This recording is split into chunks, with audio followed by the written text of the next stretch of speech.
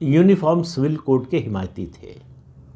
कहा उनकी सरकार प्रतिबद्ध है एक सेक्युलर कोड लाने के लिए,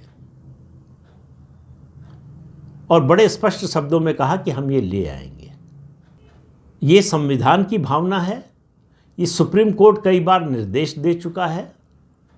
लेकिन इस सब पूरे भाषण का जो असली मेरी नज़र में निष्कर्ष है वो ये है कि राहुल गांधी कांग्रेस पार्टी विपक्ष के पास पिछले कुछ सालों में दो मुद्दे आए थे। एक मुद्दा संविधान का और दूसरा मुद्दा जो है जाति का, जातिगत गणना, जातियों की गिनती कराना।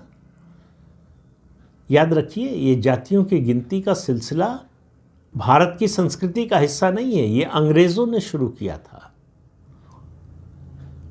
देश में सामाजिक बंटवारे के लिए, हिंदुओं को बांटने के लिए, कमज़ोर करने के लिए आज़ादी के बाद इसको छोड़ दिया गया। अब राहुल गांधी फिर से उसी की मांग कर रहे हैं।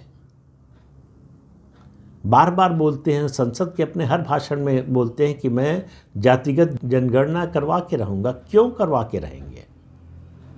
उसके पीछे का उद्देश्य क्या है?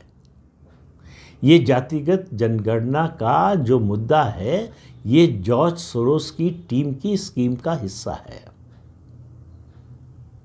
ये मुद्दा जॉर्ज सोरोस के इकोसिस्टम से आया हुआ है कि यही एकमात्र तरीका है जिससे हिंदुओं को बांटा जा सकता है, हिंदुओं को कमज़ोर किया जा सकता है, भारतीय संस्कृति को कमज़ोर किया जा सकता है, हिंदू धर्म पर हमला किया जा सकता है। एकमात्र रास्ता है। और संविधान की प्रति सर पर रखकर चुनाव के दौरान घूमे राहुल गांधी और उनके साथी। और संविधान और जातियों की गिनती, ये दो मुद्दे कांग्रेस के पास थे, और इन दोनों मुद्दों में से संविधान और ख़ास तौर से आरक्षण का उन्होंने झूठ फैलाया। उसकी वजह से उनको 2024 के चुनाव में कुछ फ़ायदा मिल गया। शनिवार को प्रधानमंत्री नरेंद्र मोदी ने ये दोनों मुद्दे विपक्ष से, कांग्रेस से, गांधी परिवार से छीन लिए।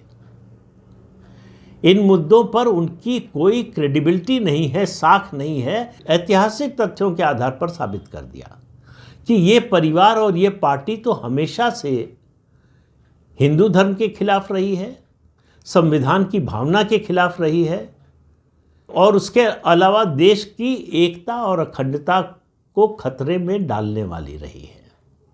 देश की जो विविधता है, उन्होंने कहा ये हमारी ताकत है।